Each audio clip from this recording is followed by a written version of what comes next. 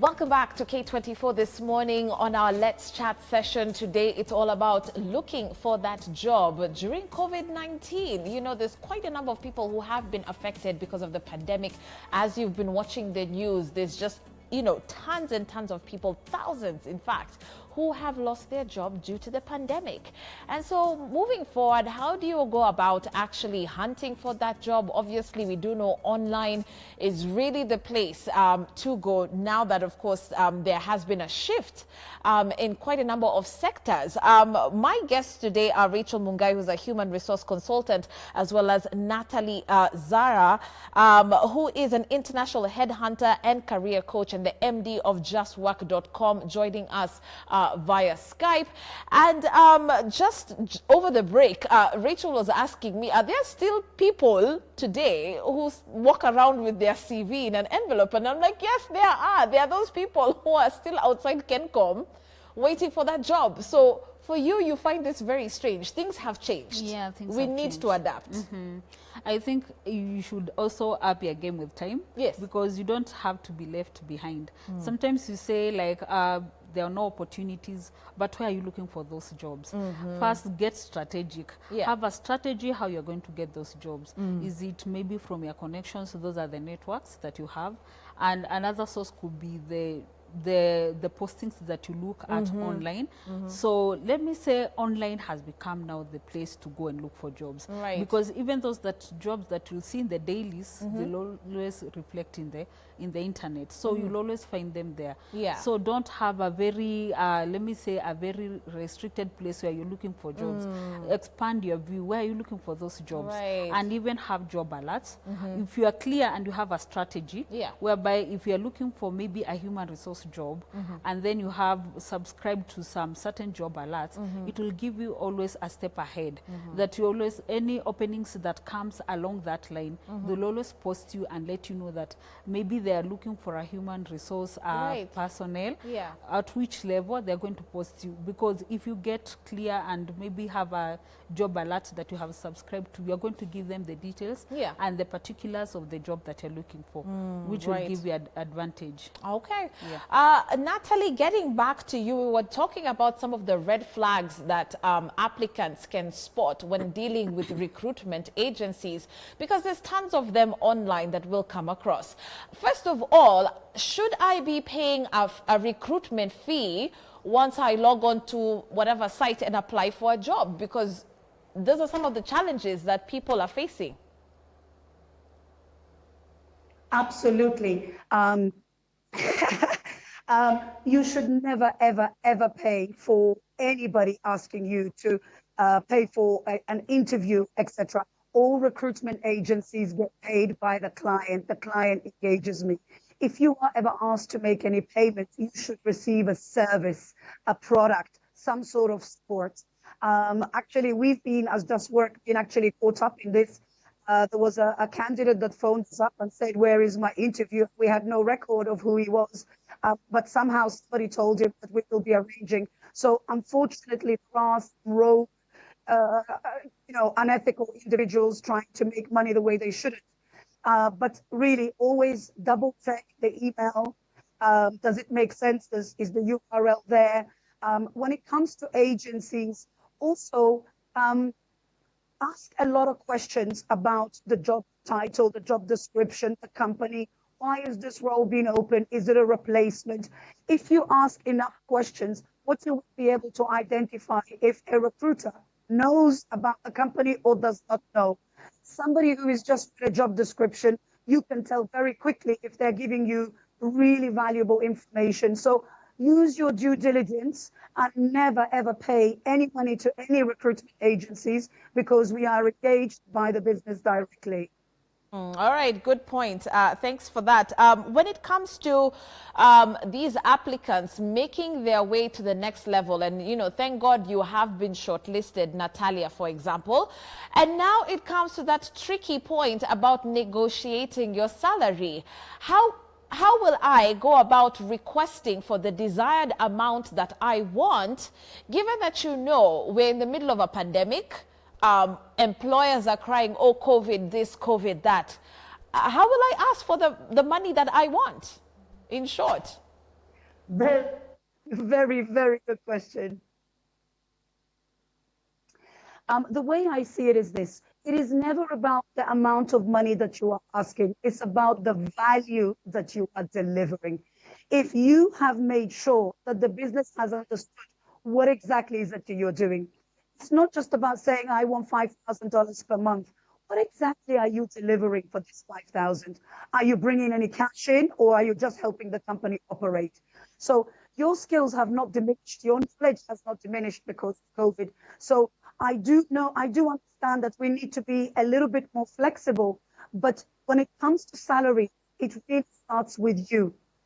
Full salary negotiation starts from the value that we first put on ourselves, our background, our education, our gender, how much money we grew up or not. All of those things have an impact on how do I decide how much money I ask for. There are some individuals that have little experience and ask for such high payment, whereas you have other individuals who have huge experience and they're still massively underpaid. So really, when it comes to the salary, it starts with you. Understand your value add. What is it that my work will help the company achieve?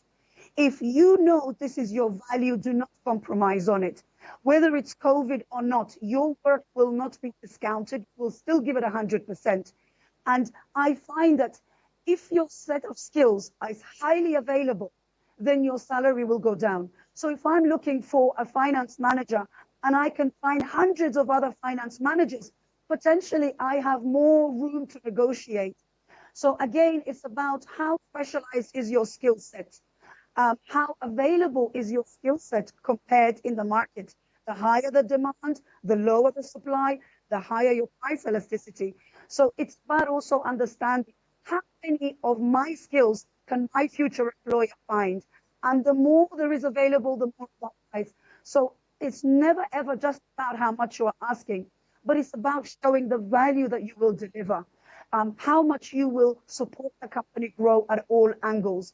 People buy people is, yes, the salary sometimes can be a blocker, but that's because there's a budget. Sometimes we cannot go above that. And this is where you have to make the decision, do I take this and do I not? But if you do take a much, much lower salary, and then you feel like you are not fully being paid for, in a way, you've kind of accepted it. Sometimes we have to do it because circumstances push us to. But do not devalue how much you're worth, because your knowledge will give value to that business. All right. Do not devalue how much you are worth. And people buy into people. Very interesting point there, Rachel. And it kind of allows you to gauge what you should be asking for. And if you see, because some recruiters do put the salary or the salary bracket that you should expect to find yourself in, would you then be encouraging people that, yes, I know these are tough times. Yes, we're in the middle of a pandemic, but if something is way below what you believe you are worth, don't take it.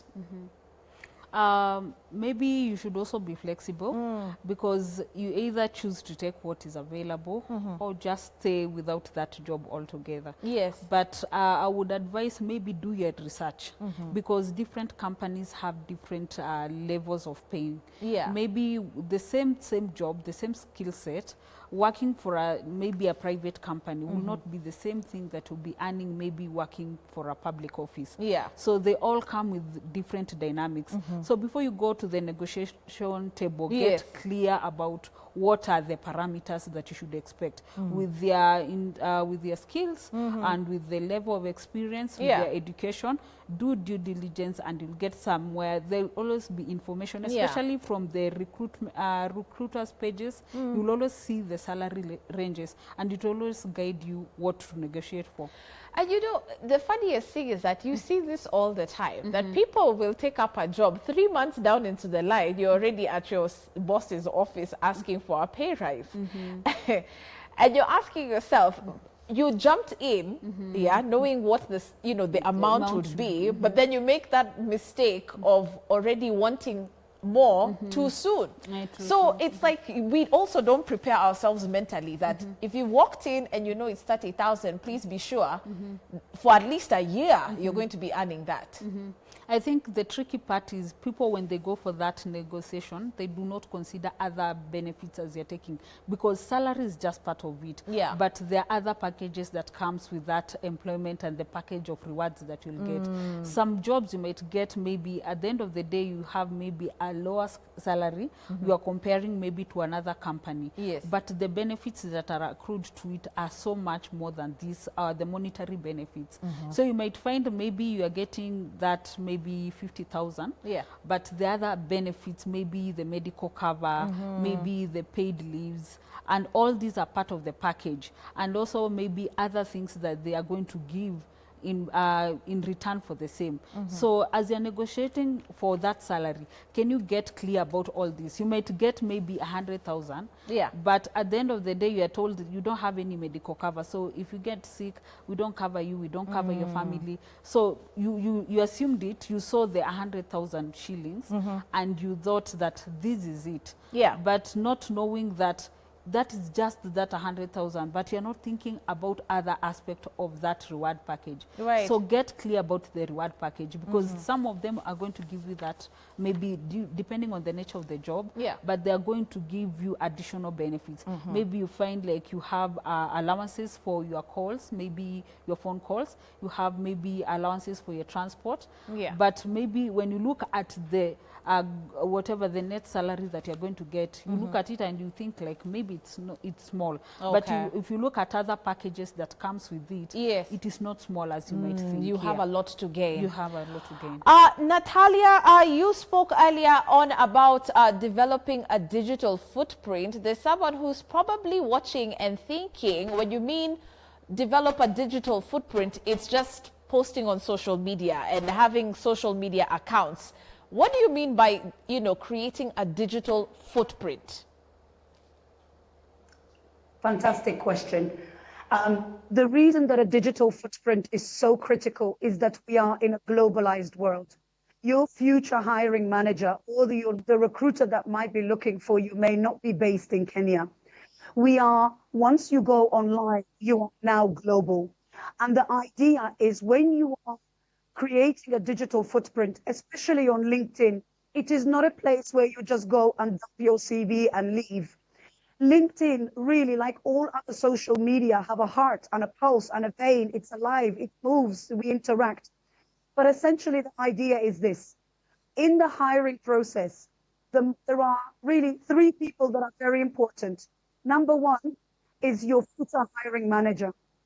I, as a recruiter, I'm essentially a gatekeeper. If I'm not looking for you immediately, I'm going to just hold your profile there. So recruiters or HR are good to reach out when there is an active open role. Otherwise, the idea is this.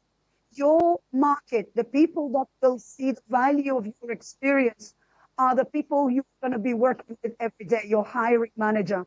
So let's say that you want to work for an NGO and you want to work as a program manager in a medical field of the NGO. The idea is this: create a LinkedIn profile. Now go and follow every NGO company. Go and connect with as many other program managers, big managers within those NGOs on LinkedIn. Birds of feather flock together.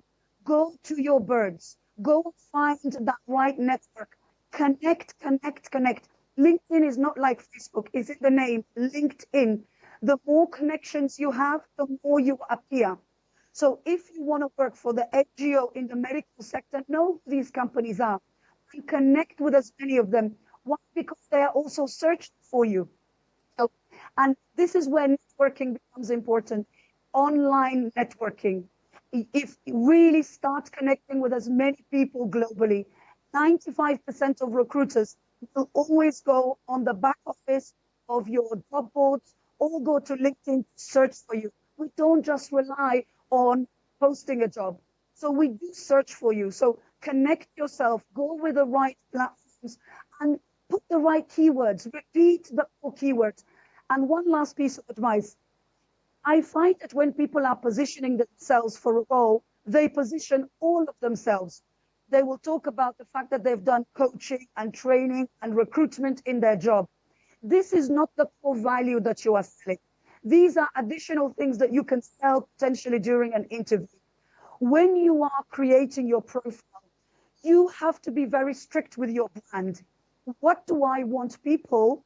What keywords do I want people to use? Do I want them to say she's knowledgeable?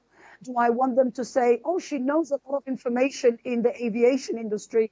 What is it that you want your audience to say about you? And then start putting that out. All right, Natalia, hold that thought. I've got Karega on the line. We've got a caller who's calling in from Ruiru. Let's hear what he has to say. Karega, good morning. Good morning. Yes. So I was just online recently, and I saw the 2018 Career Builder Survey, where 70% of employees use social media to screen candidates during the hiring process, meaning they check the Facebook, the Instagram. So what happens if maybe you don't have any social media, because some employers tend to think that is suspicious that you don't have any Facebook or Instagram. And what happens if you had posted something bad, but apparently you changed, or that was not you? So what are the implications of your social media handles in the recruitment process? All right, thank you so much.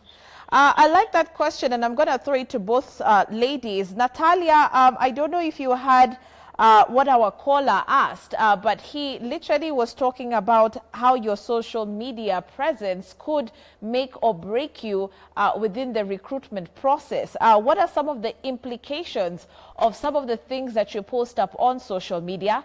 Also, for people who have no social media accounts, how does that work against you as well?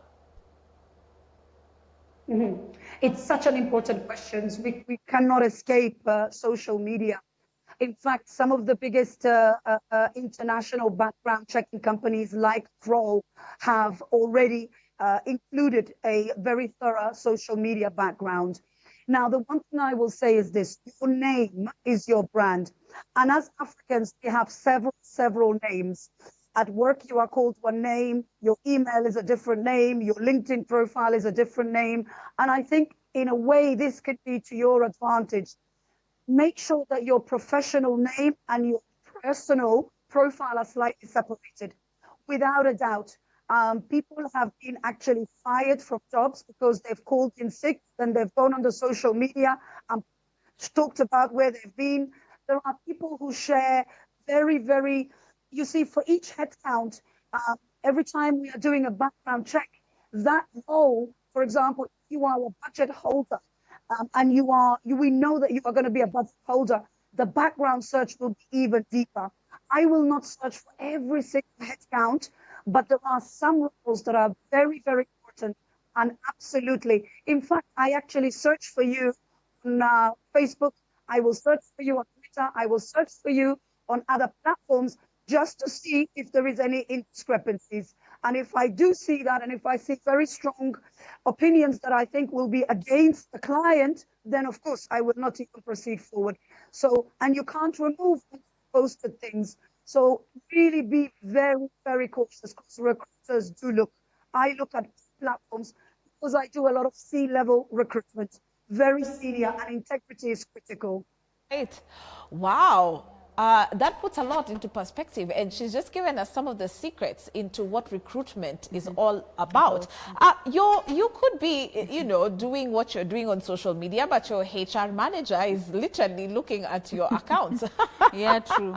We should be very responsible the way we are using our social media, because it goes beyond what you think that people are seeing. Right. If you don't want people to see all that you're writing, and maybe a future recruiter to do that, I think just click on the private aspect of it. Yes. Go to the private one and privatize everything. Otherwise, if any person who want to recruit you and they look through your posts and they find funny things, definitely they form an opinion about who you are. Let's talk a little bit about the people who now have no social media presence whatsoever.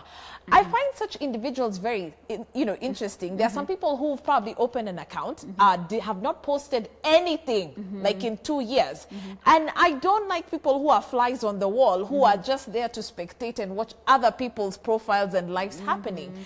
But you see, at the same time, Rachel, aren't these people missing out on opportunities? You could be very well in that space where, like the way Natalie was saying, there's some NGO looking to find someone within that IT space or whatever you're trying to apply, but is looking for someone who's a bit more vibrant and can connect and talk about, you know, their company in the right way. But then here you are, no Facebook, no Instagram, no Twitter, no nothing. You don't even exist.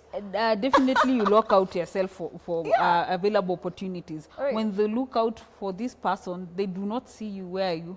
They do not see that person. So it is very hard for you. You are competing with other people who are very vibrant. Yeah. They've been showcasing what they've been doing.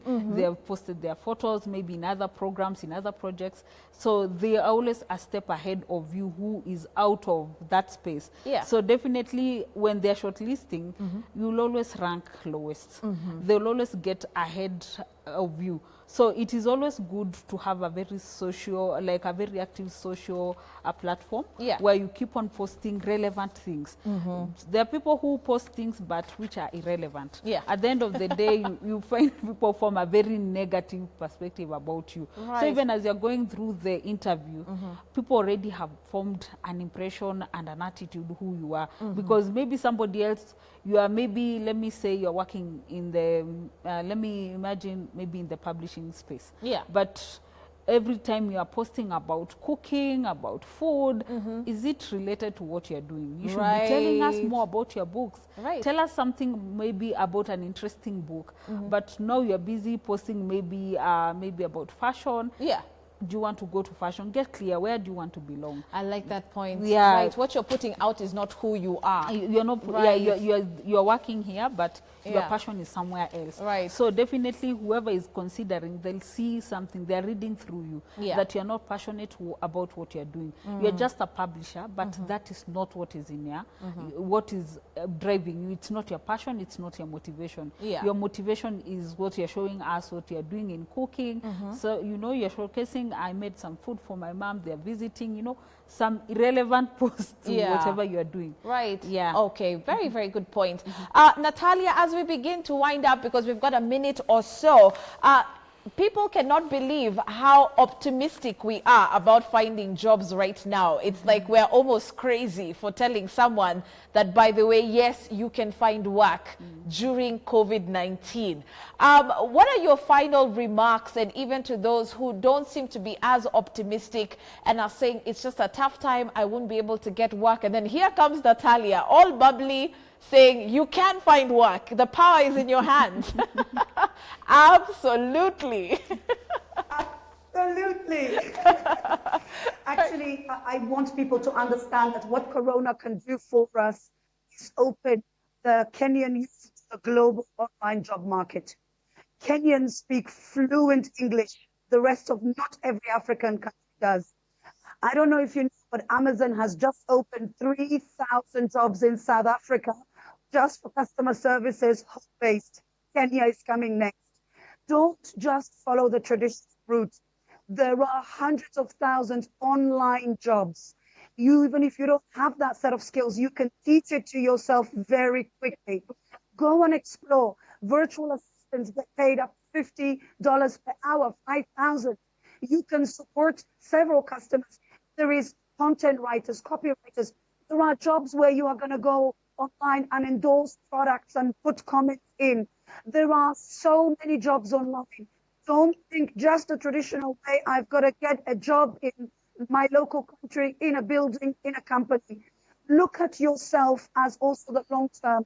Look online. Online, you are now global. You are no longer just a Kenyan employee. You are a global employee.